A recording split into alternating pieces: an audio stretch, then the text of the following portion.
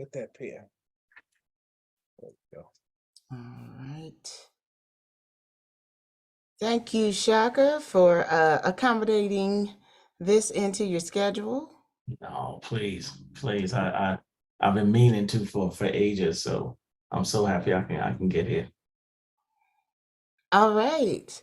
Well, welcome to another First Sunday with Black Poet Laureates from all over America.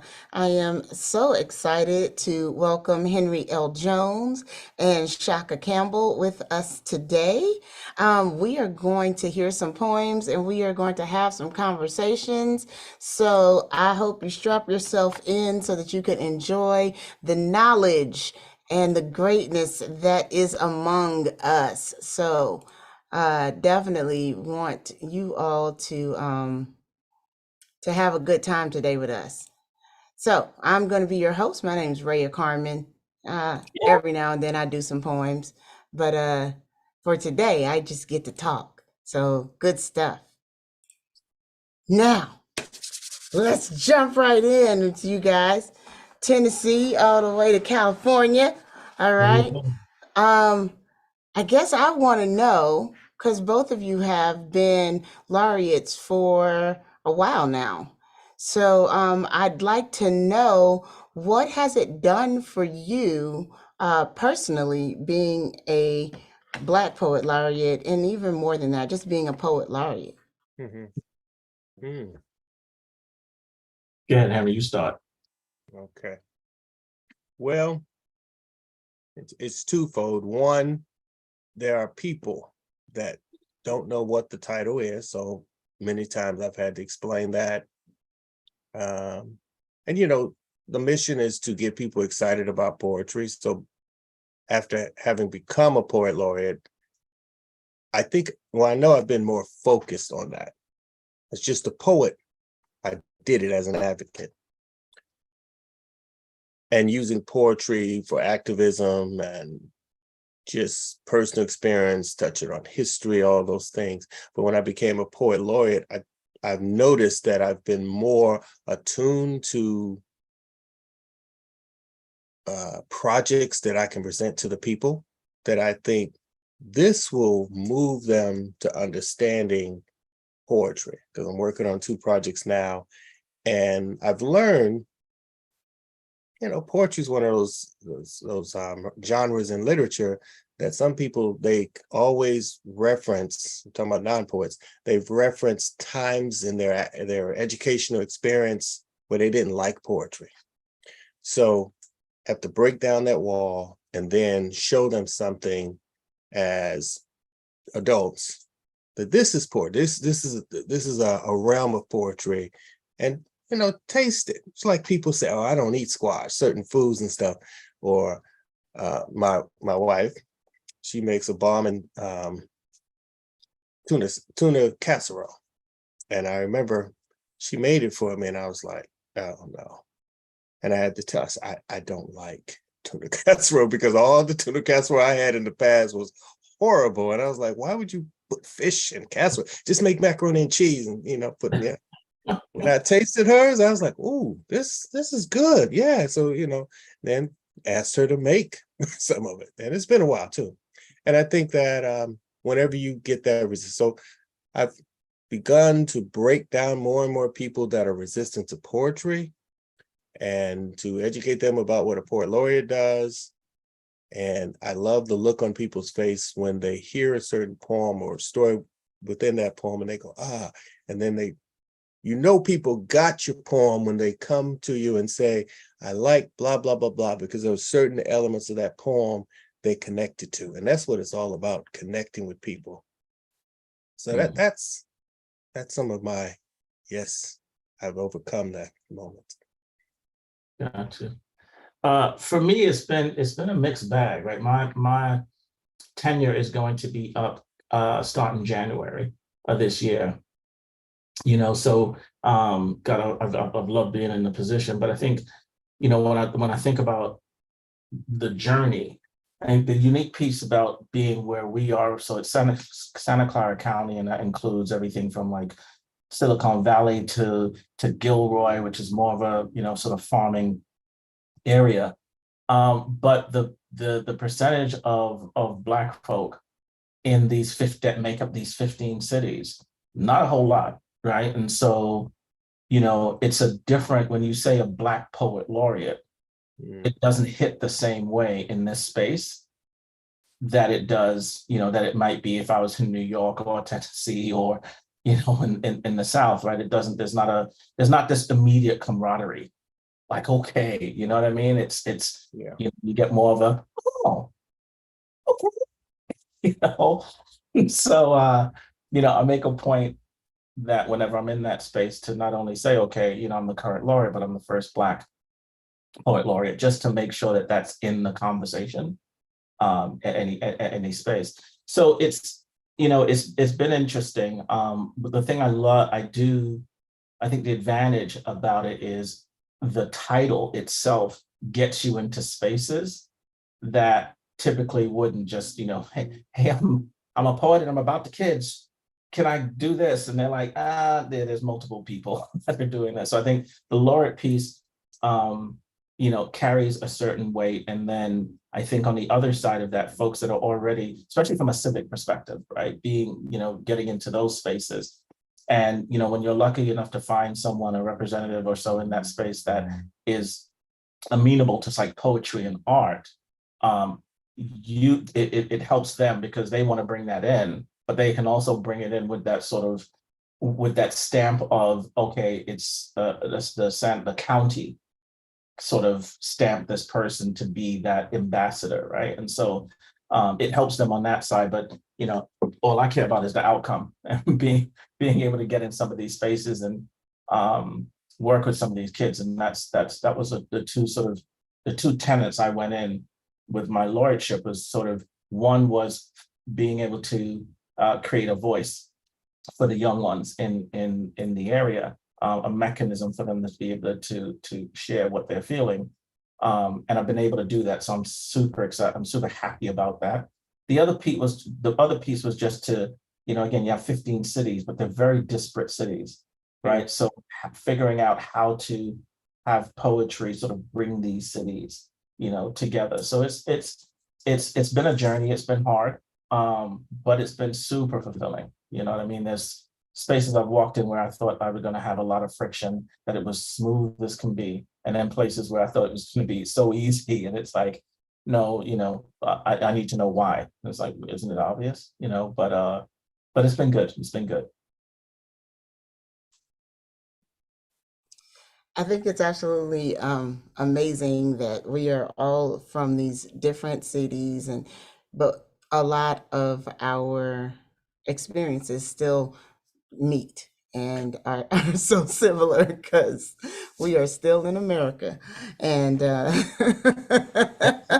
and so our experiences are still similar. And I love that we have been able to find some camaraderie together, and to really, push forward what we're doing as Black Poet Laureates all over the country.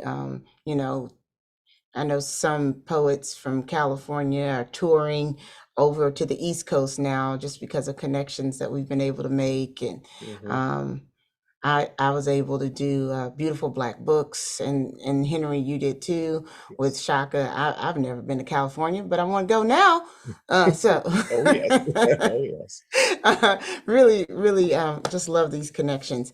All right. So one thing I can always say is I always am inspired to write new poetry after listening to both of you. So here we go. It's time for you to give us a poem. So who wants to go first? Henry can go first.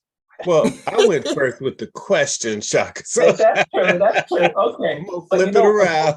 Before I peed, I'm just like, look at it. But before I even get into the poem, I do want to just like come on top of what you said, Ray, about like not just laureates, but this Black poet laureate group, right? And I was doing a show the other day, and I remember how this happened. I was the announcement went, and then I got an email that was just like, go to this link. It's like, what? What's going on? It was Judah, right? He was like, I got something for you. Go to this link. And it was very mysterious. And I was like, I don't know what's going on. And then I clicked in the link and like open, it was almost like just walking through this tunnel and then you get to the other side. And it was like this space with all of these Black poet laureates, and it was absolutely amazing. So, again, I want to super stress the not only the camaraderie that you talked about that's in there and what it's being able to allow us to do, but I mean, just even if absolutely nothing happened, right? Just the fact that there's these groups of individuals doing this work out there that I did not know existed, and then to be part of that is such an honor and a blessing. So I do want to call that out and all the great work that you're doing to help galvanize all the folks that are in that space as well, right? So you got to get your flowers before we do anything else.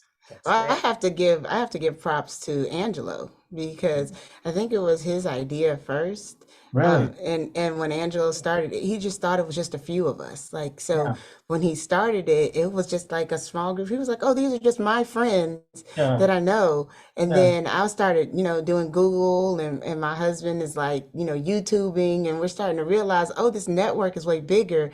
And so I just started inviting people, just yeah, finding names like you've Yeah. never met me before, but we've got this in common. Come yeah. join this group. And so it It's just amazing.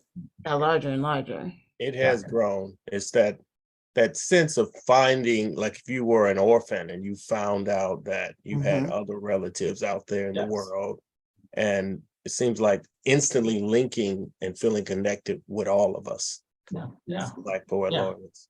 And everyone's helpful, right? It's like, hey, I'm thinking about this thing. What do you think? I need help with this thing. And it's such a great resource. So Yes. yeah, I'm just proud to be part of that. All right. I'll start this one off just because it's Sunday. And I just want to get people mad at me already. So it's called Agency and Religion.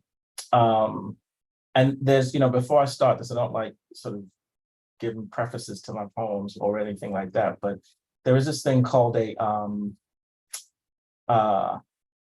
my goodness, what's the and now I can't find it. It is called a, we don't get to it, forget it, I'll find it.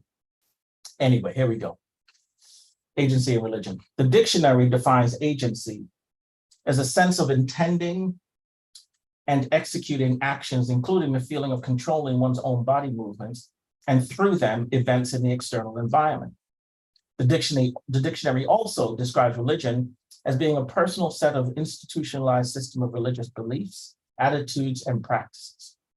The Bible says in Ecclesiastes 3, verse 1 and 7 of the King James Version, to everything there is a season and a time to every purpose under the sun. Verse 7, a time to rend and a time to sow, a time to keep silence and a time to speak. Freedom to speak, that is. To practice in worship, that is. Double-edged in testament, that is. Why the scripture feels sometimes like the blood of Christ evaporated into a Gemini's horoscope, splitting atoms with its other face, even when we speak of the Bible. That is the same as what was being used as a justification for slavery. That is right, no. So testimony, so-called testimony, can be kin to opposites. I guess everyone's got a cane and able to use it to unhinge the sin from the sweet lash that ate at the rippled maple leaking from their skin in that moment. That is flesh bruised by revelations. That is the word of God speaking lessons through your gospel about life. But what's life when life can be found in your unrescued mouth? Some of y'all ain't gonna like this. Remind me again, when you call for the control of your own body, why do your limbs respond in its master's language? This is the has-been for those of the scorched skin and woolen hair. This is where the seed weeds as soon as it breaks ground. Here is where men are the agency's great agent of complacency around how he can destroy his own flesh. That is yesterday, according to scripture, and today, that is repetition in verse. That is, in other words, Cain enabling in present time.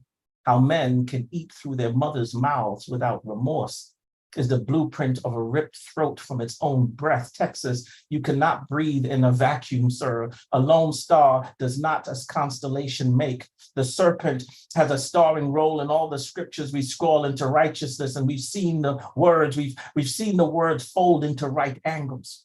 A tricked mechanism in perpetuity to the hollowing of the earth's soul. Just enough so to echo the fleeting human in its distant screams, yet all the while human is but looking for their pronouns in the eulogy of their great-grandparents' clenched teeth. That is to say, our identity is relative. That is the far away, seen in the rear view mirror. The collision is closer than you think. Some of y'all ain't gonna like this. Remind me again how the call for the control of your body transports limbs to respond in a mastered language, that is to say, in a cul-de-sac heart. Our humanity weeps a rivered fallopian, spreading itself into places nature has already claimed since Palestine owned itself. So some of y'all ain't gonna like this, but this is rehearsal for a fickle constitution written in Hail Marys and hymns, stars and stripes, worshiping symbolism, that is sign, rapture without the PR, just sig and nature, that is to say gun and human, nature, a triggered constitution, that is to say we are recent Americans due to signature, human due to signature, alive due to signature decided by men who reverse engineer compassion into currency and law, and then minted, emancipated signature, that is to say when it comes to rend and sow and keep silence, is it in God we trust? Or is it a call for the control of your body to respond in its own language? Some of y'all ain't gonna like this. But as has been said and mentioned on many occasions, the good book says there's a time to keep silent and a time to speak. Thank you. Oh, my. You better be an educator and a poet all at the same time.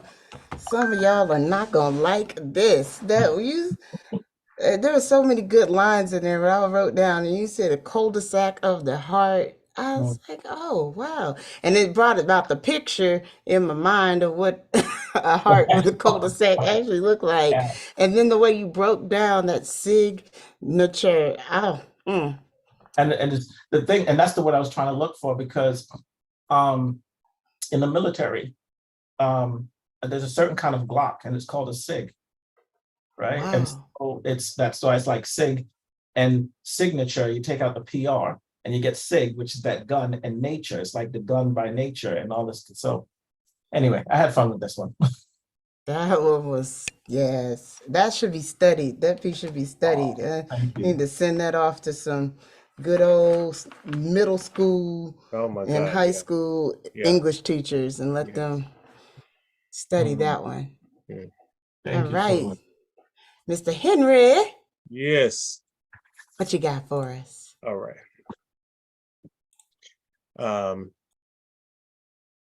Let's go with this here.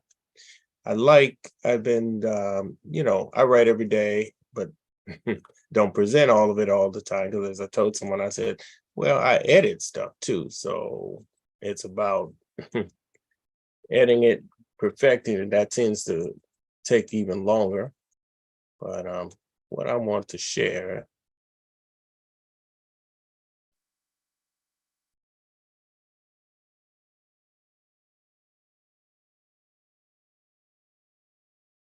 It's gonna be something, yeah. Here we go. All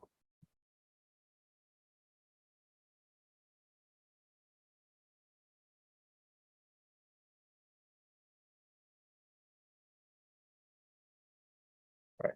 This poem is titled, this is not a new one, but I want to share this one first. A woman's arms I've known. As a visual person, I tend, when I meet people, I look at their facial expressions, how they just respond to things. And there was a moment I used to be into eyes and then arms, because just like our facial expressions, I think our hands and our arms are this biography of what we've gone through. And I remember looking at this woman's arms, and I just wondered, what does she do? And I remember the arms as of women's arms as a child and as a man. And that's where this came from. A woman's arms I've known. Her arms reach out to give a tight hug. Strength seemed to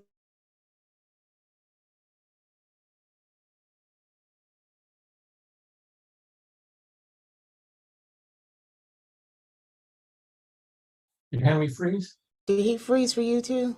Yeah. Oh no, Henry, we lost you. On the internet couldn't handle that poem. It Internet. must, yeah. Whole internet shut down. Henry, You back? Okay. okay, are you yes. back? Okay, we lost you. Yeah. So you have to start the poem over. Oh no, Henry. Oh no. See? They can't, Cointelpo. yep, they can't handle his poem. Mm. Talking about women's arms. Talking about arms and loving yourself. What's wrong with you? How dare you? Okay, Henry. Yep. Am I here? Can you hear me? Yes. We Yes. can now. All right. Oh, I just saw a notice your internet connection is unstable. Okay, That's all. that's weird. All right, let's try it again. All right. Yes. Start from the beginning. We We're think the talking about internet can't technology. handle your poem. Oh no, Oh, Jesus. he's gone again. Oh, no.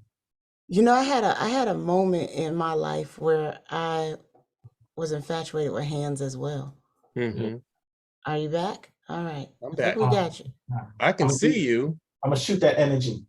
Yeah, we Okay. were shooting you good energy so you can get through your poem. All right, go. Okay.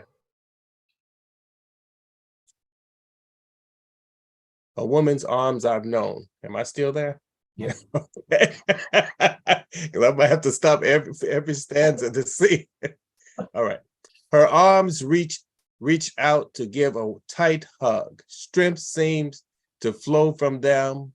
A tight, long cling with a wave of warmth, like needed sun after days of brittle cold, awakening the trees of hardened branches, holding so much up for another day, weathered and bruised, just tired. Storms and winds nearly breaking those branches apart to fall to the ground, then gathered as kindling, as warmth, but the strong ones still hold on. Limb by limb, a generational legacy passed from one to one, reaching and teaching, always lifting up sorrow while working things out for a bit, clinging to memories of lost lives, disappearing acts with a sheltered grief, not knowing when or where the flood of tears will unleash, drowning the images hidden deeply in the sacred chamber we call a heart, beating with slow echoes of those tears falling, hitting her lap while sitting along by the bedside, wondering what to do beyond prayer, listening to her heart beating and breaking. Salty wet tracks fall from her cheeks like the steady thumping of dew, single drops from a saturated leaf, diving from the edge of concern down to pound on a metal roof. She keeps crying, the song of the clouds sent on days when lonely her eyes looked up for more courage and some relief. Instead, those eyes fill and overflow back into the chest, half with pain, the other half a cold wind, chilling the marrow of ribs, needing warmth and the comfort for just a few moments, just a few moments. But she gives and gives and gives. She feels that desire as the chills linger through her flesh like tingles, felt in church, tempting her to shout because she's been through so much, but she holds it in, reaching to herself, looking for the faces which saved her, listening to the voices of stories, and feeling the presence of ancestors which seem to keep firm as she remains sitting undisturbed by her bedside, knowing better days are coming, working through all the mess until the end seems to never end and must grow and grow and grow through all that sorrow, rooted in the lives of so many souls. She had dreams. Where are they now? Just working. But she planted seeds with hope, with those mighty arms to lift and gather courage for her journey. And it seemed to help them and her. A bag of "It's Going to Be All Right," which she carried, arms guided by smiles, which when you look at her, you know, and hear pounding from the depth of fertile oil earth, awaiting to end sorrow. It's going to be all right, she whispers. She keeps telling herself it's going to be all right. Just two mighty words in her ears, though, while holding on between her arms. She looks at me, this young child, and tells me, hold on, hold on, hold on. And I hope you heard that. Oh, yes, we heard it. Heard it. Thank you. Oh, my Heard it. goodness. Yes, we heard that. Ooh. Mhm. Said, hold on, hold on, hold on. I love when you use repetition. I love the question in there. You said, where are they now? And a bag of "It's gonna be all right." I was like, okay, you better put that bag on her shoulder. I love it. I loved it. Every minute, every minute. Man. So I don't know. I hear music and poetry all the time, right? And Yeah. so I was just like, I want to hear this poem with like Erica Badu's Bag Lady, like just the music in the background. Like, Good idea. that's the way that's my director's mind. Like I always want to put stuff together and I see hear it that work. too, though. Huh? I said I hear the same thing. Yeah. Same I thing, was like, yeah. oh, that's it. That's it right there. I'm not gonna try that, Henry. Hey, Get that's a you a good good idea. band behind you and go for it. Good idea. Yeah, yeah. Absolutely. Segue into the next question, Mr. Shaka, because you just put out a music project, I did. Wow. house music and poetry.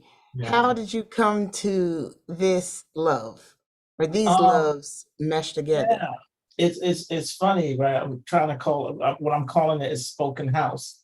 And you know, it's really, as you said, it's these two loves, right? It's like I'm growing up in New York City. It was like right at the, the beginning stages of house music, and like right after it shifted out of coming out of Chicago, but in New York and places like Paradise Garage and Nell's and um, oh God, the names escape me now. Choice, but I would loved house music, right? I mean, you go into these places and it's a lot of other stuff going on too. But you go into places and you just got the music, and it's like it's sound, it's vibration, it's beating. You can Mhm. just, it's just you can just let go. And I love that about the house music. And there's also a community that was built, that gets built into that as well. Um, you just I remember sitting on the side sometimes and just watching people like dance all the problems, everything away. You know what I mean? It's Mhm. left on the floor. And I was one of those cats that you come in there with like, you ain't this is not a club where you go dress up. This is a club where you wear sweat Oh. and you bring powder, right? So there's that love, and then the love of poetry. And I've always, even when I first started poetry many moons ago, I was starting to record and put like and play with music because I love music. But then every so often I would get um, some within the house world there were DJs, and they would say, "Hey, look, I need some vocals for this particular Yeah. song." And so they would send stuff, and I didn't think anything of it. And we're not talking 10, 15 years later of me doing these things. And, you know, um, then I would randomly get someone from, South Africa, someone from England, someone from Oman, right, would send me a message and say, "Hey, I heard something, would you consider working on, doing something for this?" So I've just been doing it for a very long time. And then I was trying to decide, okay, I wanted to put something in for the Grammy, piece, but I was really feeling blues. I was like, I want to do something, but like, um, muddy water, right? Ooh. Like I really wanted to do something. And I was like trying to figure this all out. And my wife was just like, why are you doing all that? Like there's this lane that you already have. Why don't you? And I was like, yeah, you're right.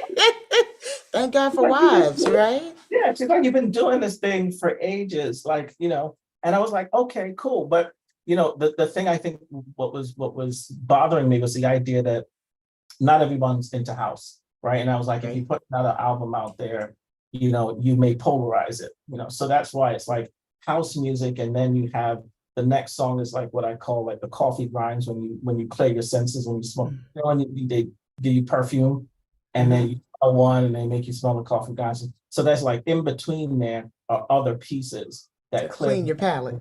Then you get to the spoken house, then it cleans your palate. Yeah. So that was the journey, for it. And I literally told myself I wasn't going to do any more music, but this was a call. This was a calling. So it's like, hey, why not? This is, I think, my fourth album or something like that. There you But go. yeah. Yeah, it's good stuff. I had never even thought about spoken word with house until a DJ reached out to me like last year and was like, just do like a little verse, Yeah.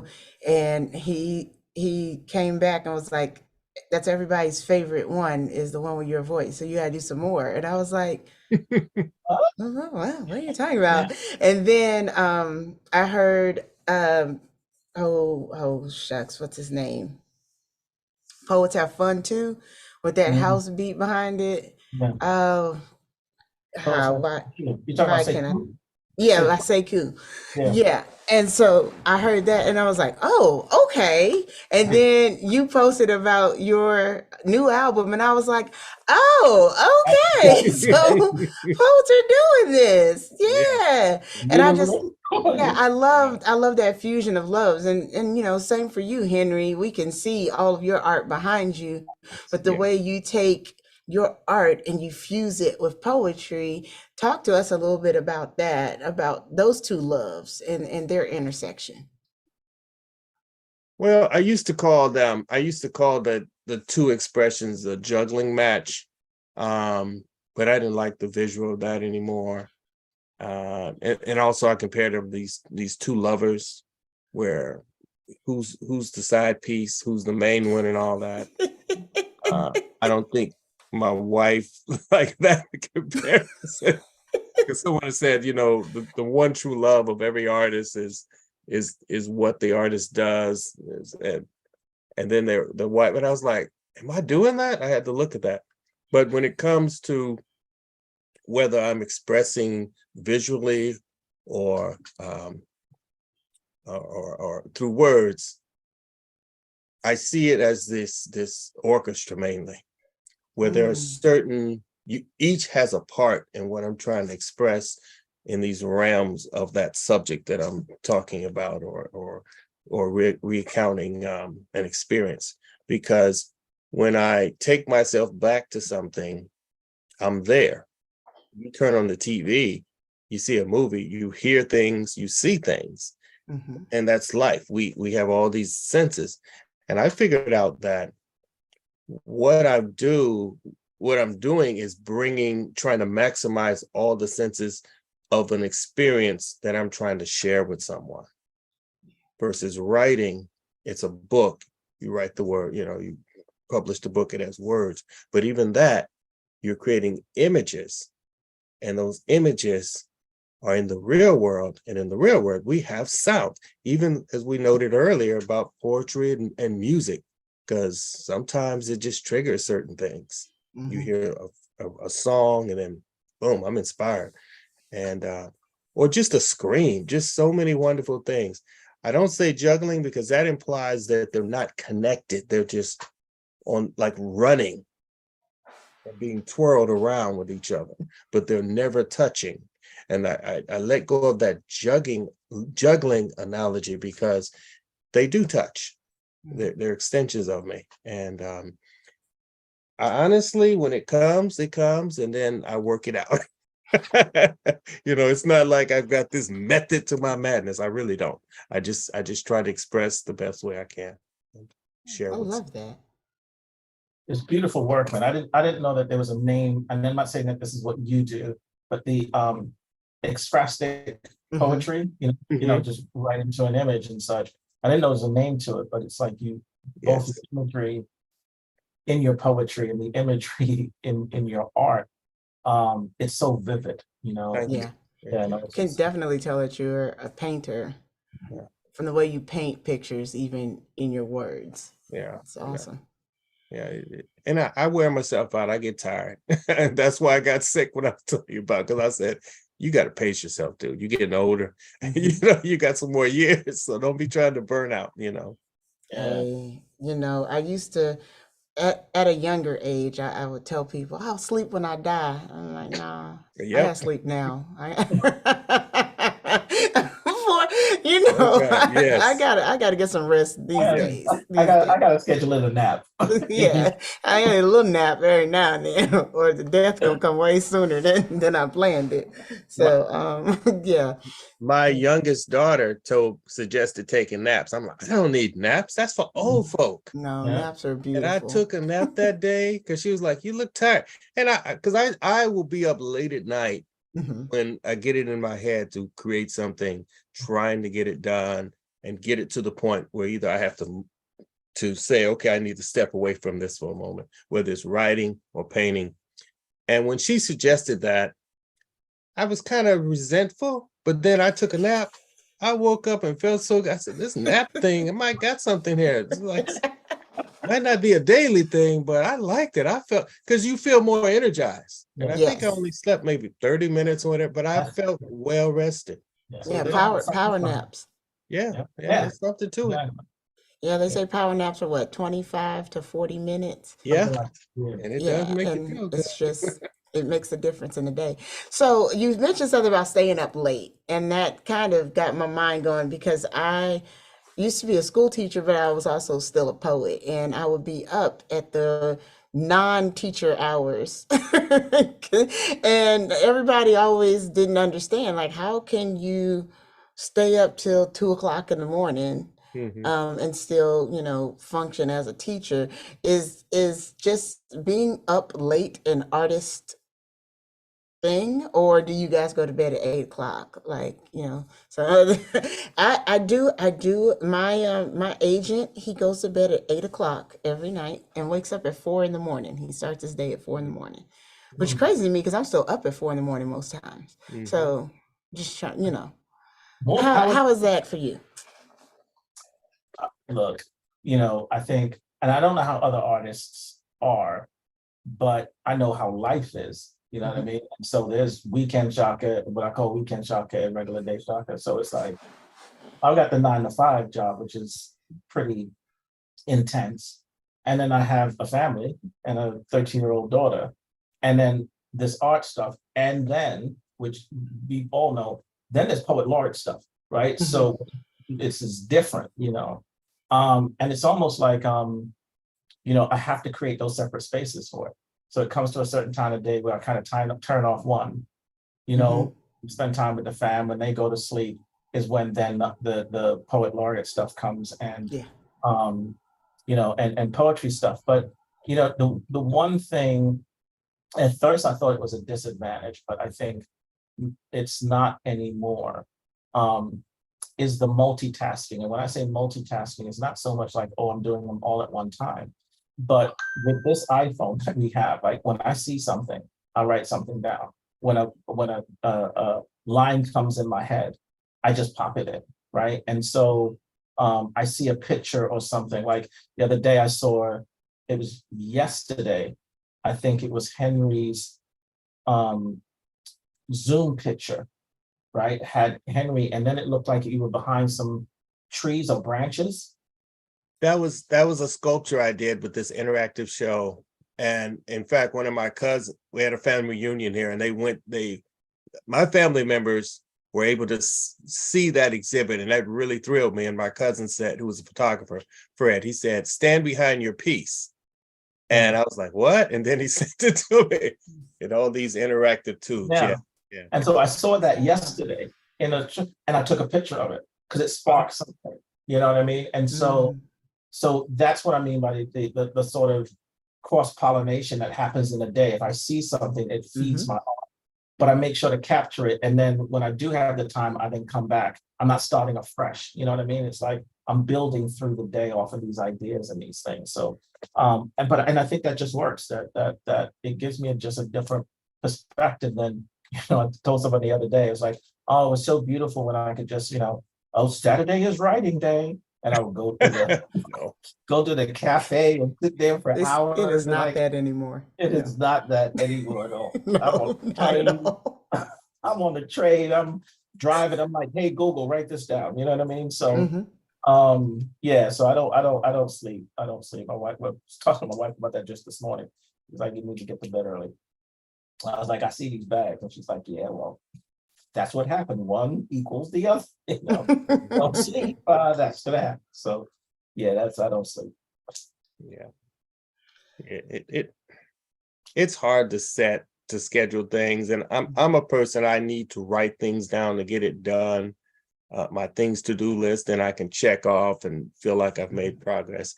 But there have been many nights where I've worked late and I just pass out. I wake up on the floor. It's almost like I'm an alcoholic and I'm drunk, and my wife's like, yeah, you passed out, leave it on the floor again. You'll sleep anywhere.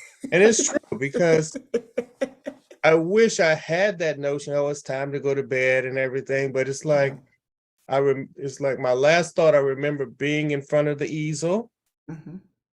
or on the table. I remember many times I was typing on something and then I woke up and I was like, oh, I must have passed out again.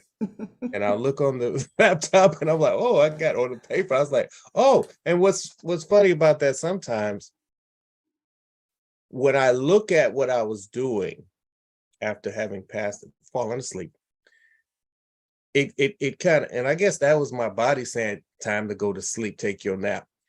But when I look at it, it's like, oh, I'm looking at it with different eyes. Mhm. So I just work and do it. Driving, writing down ideas, or as Shaka said, with the phone, because when I discovered that technology, I was, oh, I can dictate by talking in the phone. That is awesome.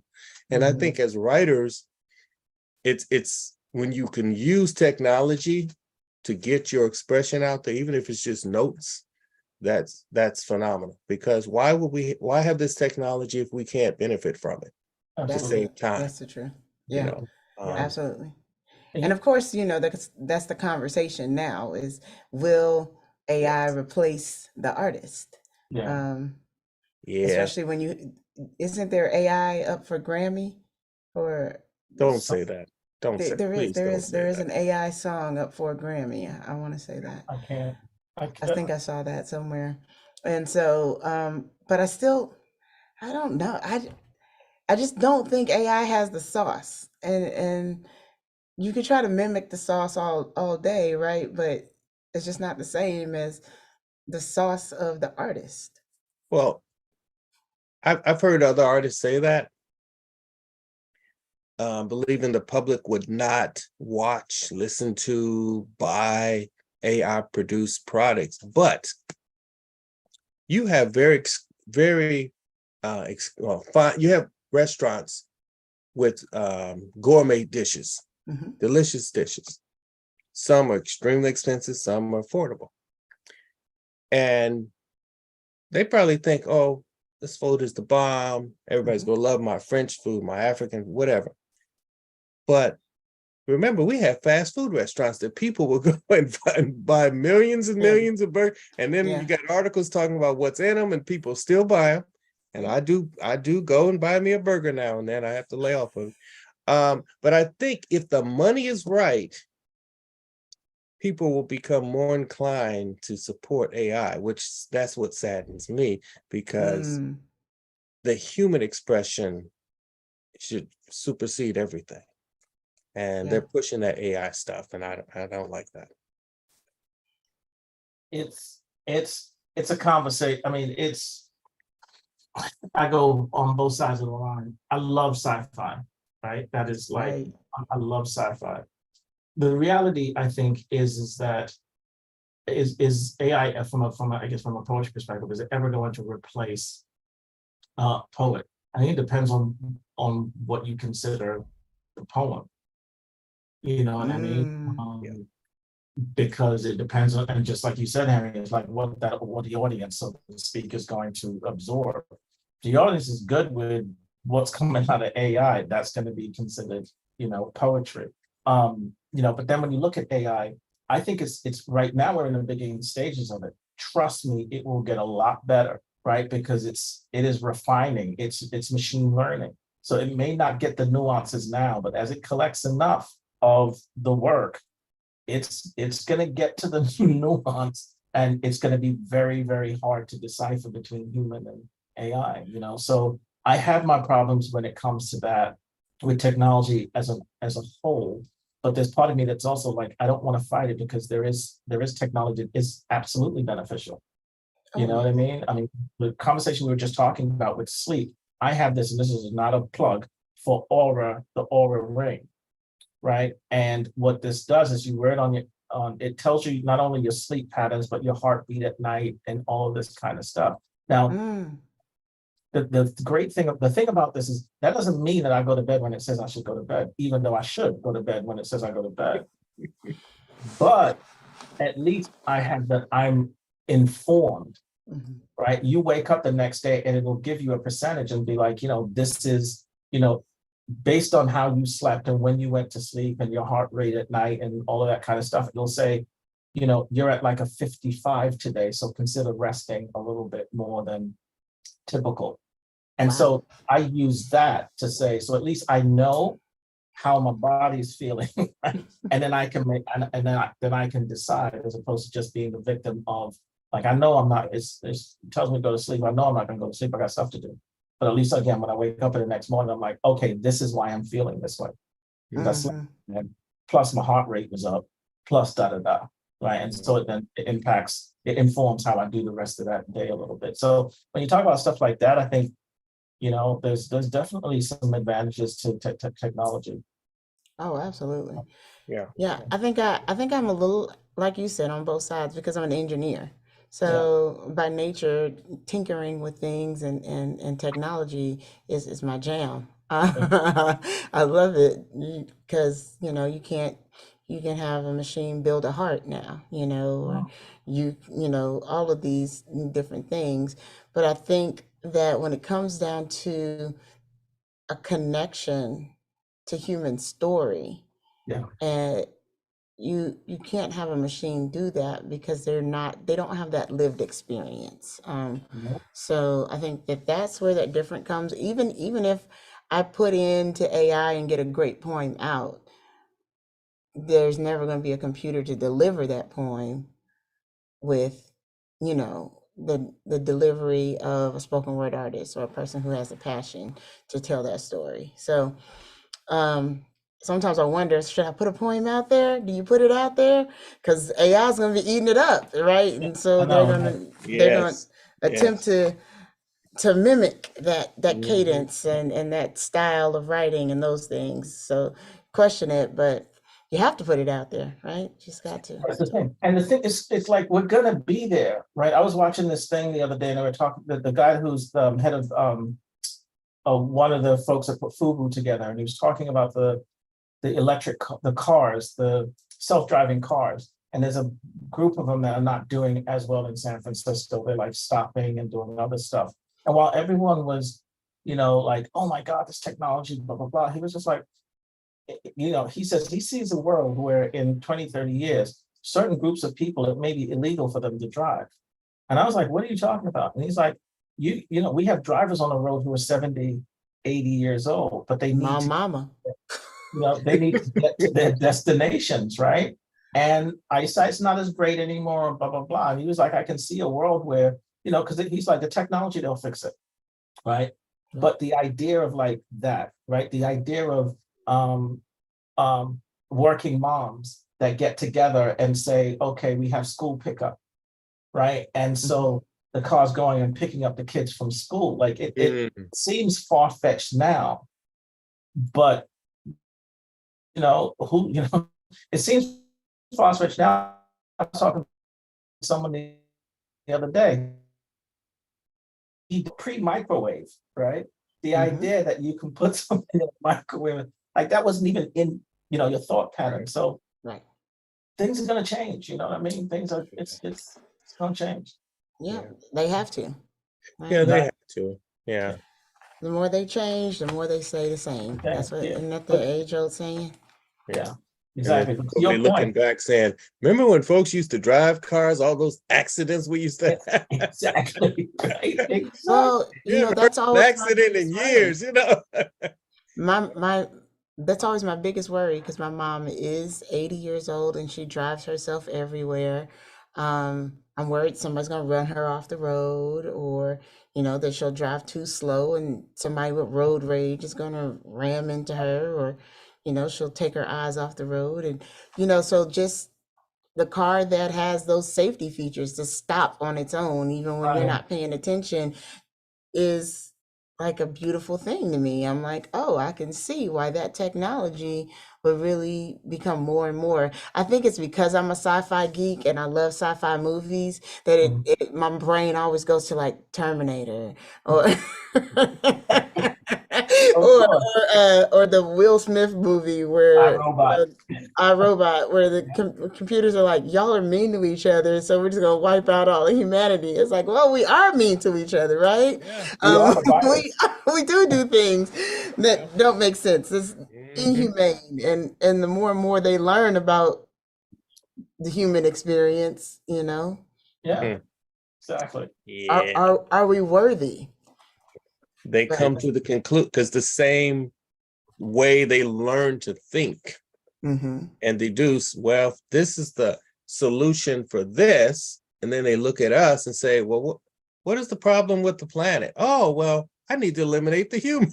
The Right. virus. So If once The they everything is an that's algorithm, right? that's Everything what is an they algorithm. deduce, they're like, well, we got to get it done just like those other things. Yeah, exactly. Right. And if everything's an algorithm, which is Yeah, how you build out technology, right, is right. through that process, then Mhm. really, what can we do as humans? Yeah, Yeah. Y'all y'all are. need to go see Creator that just came out. Hater. Yeah, Okay. it just Oh, see, now I'm going to the movies. yeah, Okay. yeah. Just this conversation alone. Oh wow. Okay, I'm right there. Creator. All right. No, that's my Steve. I'm a sci-fi geek. Just, yeah, All just, right. it's with David Denzel Washington's son. It's David Washington. Oh, okay. He's an amazing actor. That is a whole nother sidebar. All right. Let's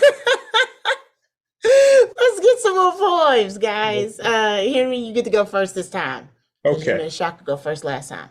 All right. We were talking about um people, your mother, and there are other people that are dealing with people who are advanced age, and what's going on with many of them, dementia, Alzheimer's, and so forth. And in our family, we've had people with it. I know people with their parents parent usually, because one is dead that I'm thinking of. This poem came from thinking about the notion that one day, perhaps I'll become one of those people. Mm. So I found the voice to write this piece. It's titled Broken Mind, Nothing to Do with Feeling Blue or the Blues.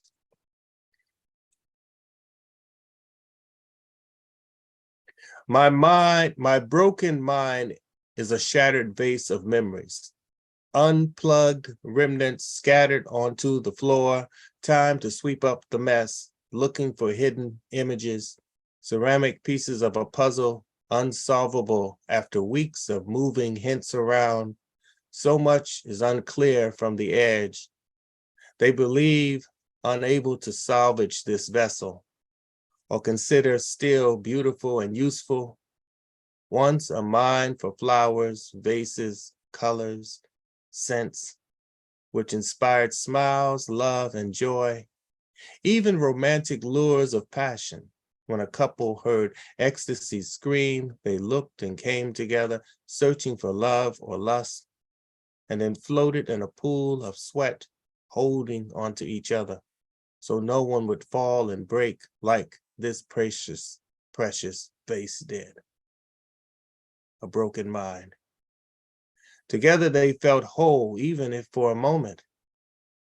I searched for such a moment from my past, but now a broken mind.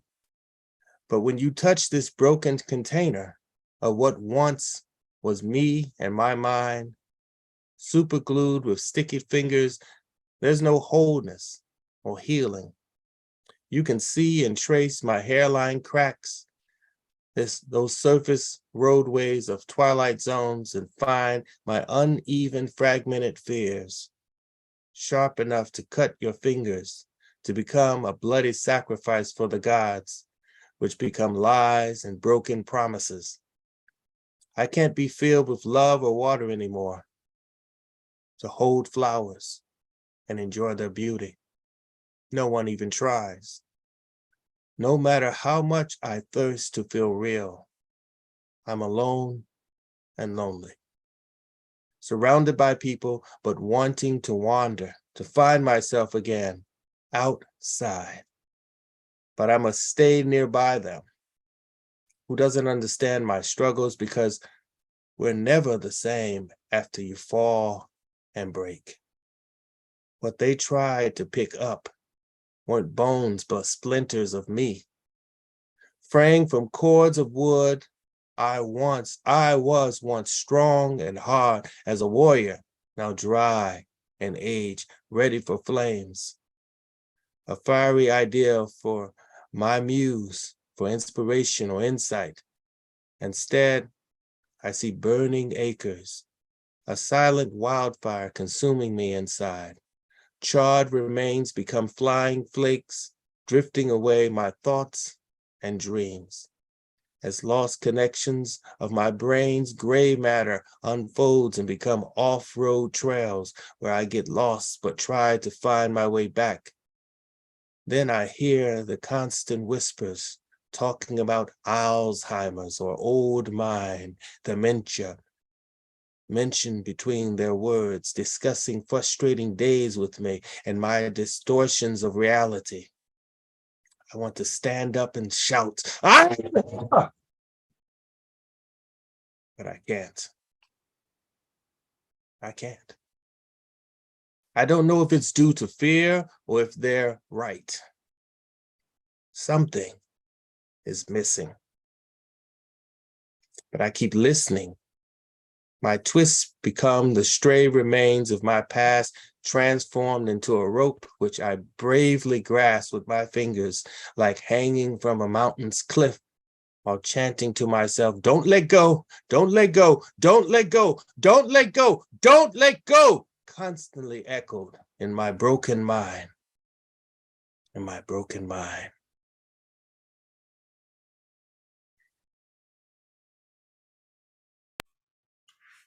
Wow, Henry. I don't even know that I have words. There is such beauty in your rawness, and the picture that you painted of being broken. And when you said, no one even tries to put back these splinters of me, man, I I appreciate that Thank very you. much. So That was thank beautiful. you. Dude, you are courageous. I can't Yeah. even, the idea of like stepping into that realm to then look back. I haven't been able, I've tried, but I have not been able to like, Mm-hmm. fuel my own work. Yeah. Mm. Did we lose Shaka? Yes. Y'all been breaking the internet today. It's funny. Shaq had made a comment about break the internet with this other thing.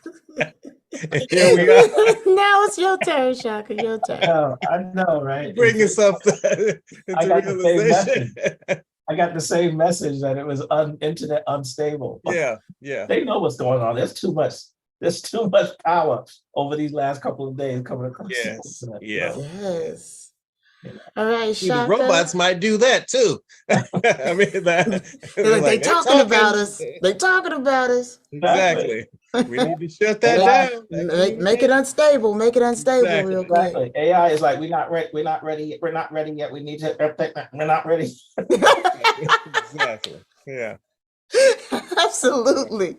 We joking, but then 5 years from now, we'd be like, and we all love sci-fi and science. We're like, Go back and watch that episode of First Sundays with Black Poet Laureates. Y'all will find out what's happening. I'm the first robotic poet laureate. Like, what? What? What was that? Right. Exactly. How exactly are you the first? What? Exactly. Yeah. Okay. All right, Shaka, you got it. So, you know, when we're thinking about this, I was about what to read for this. It's always sort of like, what, you know, there's always a where you're going to go in the well. And so what I wanted to do was like play around with, do poems where I'm playing around with form that I typically don't do. So this one, I wrote a villanelle, right? And it's going to be part of a new manuscript I'm working on calling Pitching Alabaster. And so, but they're on both pages. So you'll see the first one I'll do, it's the shorter pieces. So the first one is sort of the villanelle. And then there's the next one I'll do is called Villain L.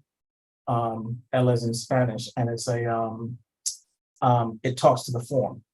So anyway, here we go. First one is called Villanelle. It's part of a series, Villanelle 3, and this is number 2.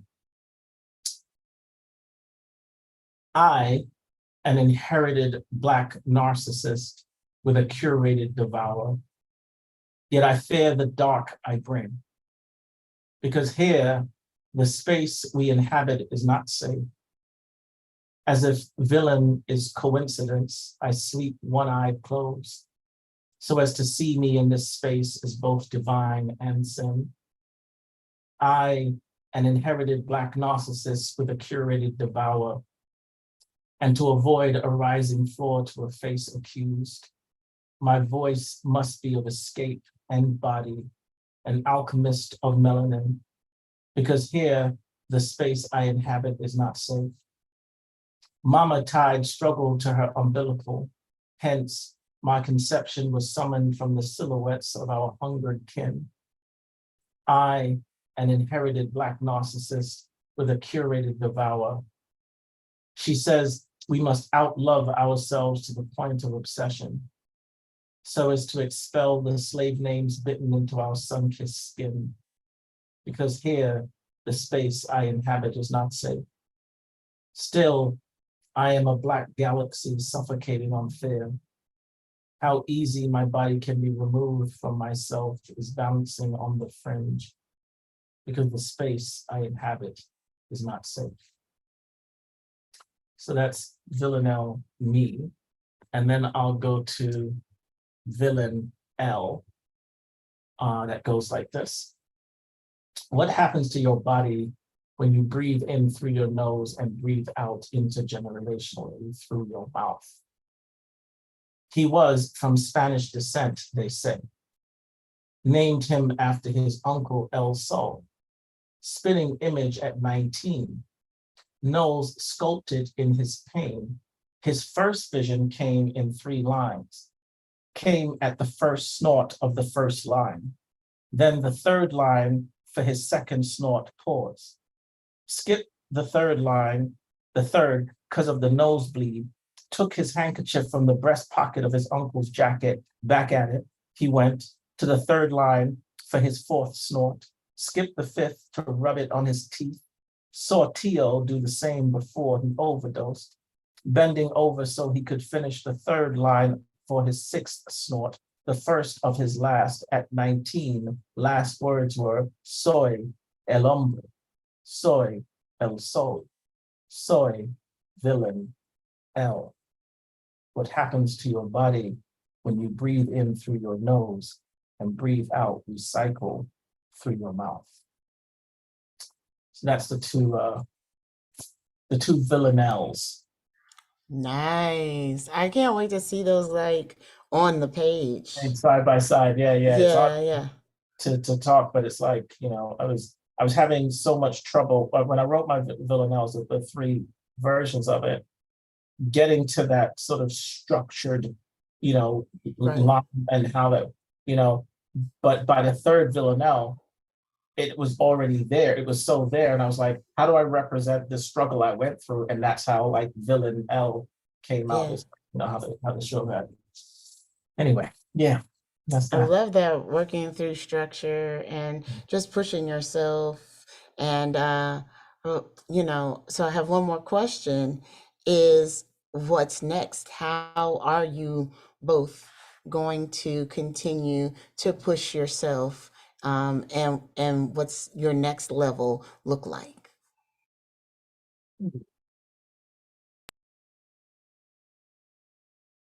Oh, you're on mute, Emmy. And you didn't hear a word of that other stuff I said. Before I answer that question, Shaka, when you were describing, I saw this imagery of visual art because I really want to go back to that.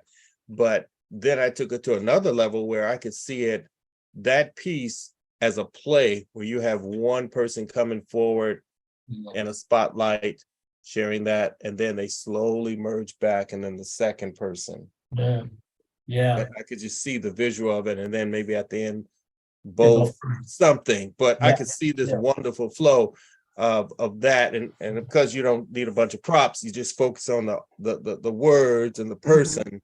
Mm, You pick the characters that a certain cast that they look like what you're talking about. It would be Yeah. so freaking powerful. yeah.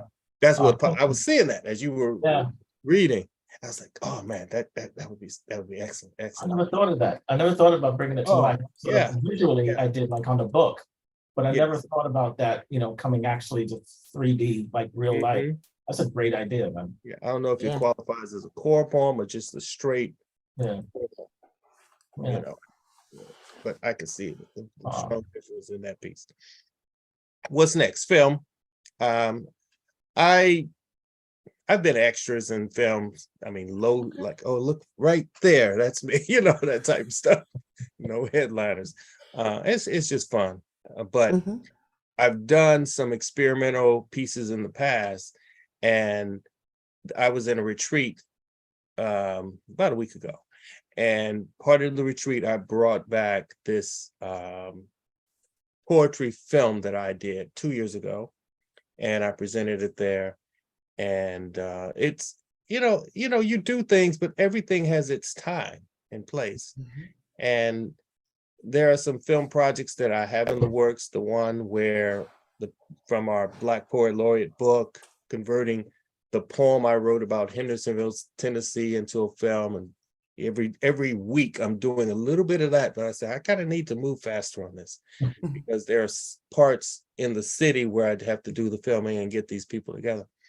But we live in a country people like movies. And I know that there are ways to reach people on different levels. So that's something I'm not leaving the visual art, because I know artists that they do everything on the computer. I'm just like, no, I still want to use my hands. That's my thing. And even writing. But there's a way to extend what we do, I think, and to get a further reach. And I think film is one of those ways. So that's what I'm dipping into.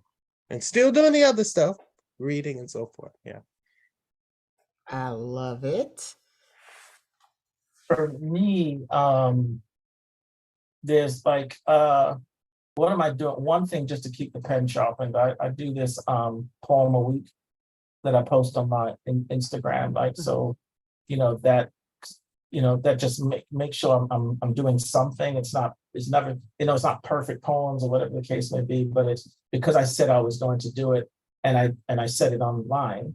Not that that matters, but it holds me accountable. Right? And so so that's that kind of what I'm doing to keep the blood flowing while I'm working on this other stuff. But next step, I've got these, now that the Lord will be over in January. It'll give me some, I may go for this accent grant to do the Bring in the Light project and do the second part of that, which is where I had the kids' poems and I had them projected like 20 feet. We turned them into like the poems into animated sort of movies. And then we projected them on the walls of the convention center. So these kids' Oh, wow. poems were like 20 feet high, doing, and so it was great. It's a lot of work, but it was great. And so I may take that on, see if I can get a grant to get that done again, even outside of the lordship stuff. Yeah. But outside of that, I've got these 2 books I'm looking to try and get published and find a publisher for. So one I called, the one I mentioned in Pitching Alabaster, and then Letters from My Daughter. So trying to get those 2 published, and then have somehow then turn into a like a one-man show. But that world I'm not as familiar with. I just know I don't want it to be a typical, and this is no slight on anyone else, but I just don't want to be there reading all the stuff going on in the background. You know what I mean? I want it to be an experience, and I just don't know what it is yet. So yeah, that's on the horizon. Good. Well, Yeah. this has been a wonderful time with you all. I absolutely love every time I get to share space with both of you, and hopefully it can be in person one day. One day we're gonna get it. I would have met you when we got on before. We got on live. You'd mentioned Let the Poet Speak, right? I was supposed to be at that event. I had another meeting that I couldn't make it. So I would have. Oh, you're talking about Let the Laureates tell it? Yeah. Oh, okay. I thought you were supposed to be there with us. Yeah, I was gonna be on a bill, and then something came up and I couldn't do it. But that would have been, now looking in retrospect, it'd been fantastic if we had a chance to meet you. I didn't realize you were on that bill. I was with my boot. My boot. walking a mile and a half. Man, because what happened was I got lost. Somebody said, "Oh, it's just a block." That's what they told me. The spot is just a block that way from the hotel, and I was like, "Oh, okay, I can walk a block." So I started walking, and then somebody was like, "Oh no, you're going the wrong way." So then I went the other way, and then they were like, "No, you went the wrong way," and then I went the other way, and then I ended up at the whole wrong theater, and they were like, "Okay, now you got to walk 8 blocks that way," and so that's how I ended up doing all that walking. It was Let the Laureates walk. Let the walk. It was Let this Laureate walk. I got there, I was like, Blues, what's going on? Yeah, well, you burned your calories for the day, that's for sure. Yeah. There you go. You got your steps. I definitely got my steps in. My little foot was like, what are you doing? Yeah, we're not far. And I'm finishing my book, my second book, Black Skillet Blues, Porch Without Cornbread. And your city is one of the cities that I plan to visit and do book signings and so forth. Awesome. I need to put you in touch. We have a Black bookstore here that is absolutely amazing, called The Bottom. And yeah, they would love to have you. But also Union Avenue Books. I just interviewed an author there for her short story book. So yeah, absolutely. Gotta get you down here. I'm not the poet laureate anymore, so I'm just using that emerita. Exactly. Which some people are like, what is that now? Emeritus poet laureate. It just sounds fancy, and you're like, well, that just means they're like, oh, so she's for real. I say emerita, and they're like, oh, yeah, sounds regal. Sure, yeah, that's right. Just keep adding to it. I'm gonna keep adding to it. But yeah, so that's what's really got me working with the youth, because I'm still over our Youth Poet Laureate program. So I do work with them and have our Pride Center is going to be doing youth poetry workshops for our LGBTQ youth in the city. And then we'll be starting some programs for writers in the schools to be paired with other writers and mentor them through that process. So still working, still got stuff in the bag. My one woman show, Shaka just made me feel bad. So now I gotta, put a little more work into it, but it's on October 29th. So it's actually this month, 28 days away. And it is an experience. I think Sure. Come on now. it's got music, it's got a little poetry. Mm, Yeah. It's got a couple of just freestyle sessions in there where I'm just gonna just go for it. But you got to bring it here. Got to bring it here. See? oh, I would love to. I want to take Yes. that on the road. So Yes. that's the next thing. I talked to Sekou and he was upset because the weekend of the lightning machine was original weekend of my one woman show, and then it got pushed. And so when I interviewed him, we were talking about both of us having shows that weekend. So we might be able to get Sekou down here to see the show this time now. Mm. Good human being, man. Sekou's a good. Well, He that's what I love about is, poets. It's like we know these poets, but then when you get to know them, like Henry, like you know, it's like they're just good people. Like poetry aside, just good people, right? Which is yeah. fantastic. Back at you. Back at you. He was just such a great motivation because he came out of the classroom and went into full-time poetry, which is a process I'm going through right Mm. now. And so just, talking to him, I told my husband, I said, that was like talking to my homie. Like we've known each other for 20 years. That was so cool. So yeah, That's so cool, man. That is absolutely. Well, thank you guys so much. And Enjoy the rest of enjoy. your day. I'm going to go hang out with another Black Poet Laureate, Dasha, here in just a Yeah. little oh, while. she's in there. Taking Okay. lots of Yeah, she's in pictures. Taking lots Tennessee. of I'm gonna take a pictures. ton of pictures and rub it Yes. in everybody's face that I got to hang with Dasha.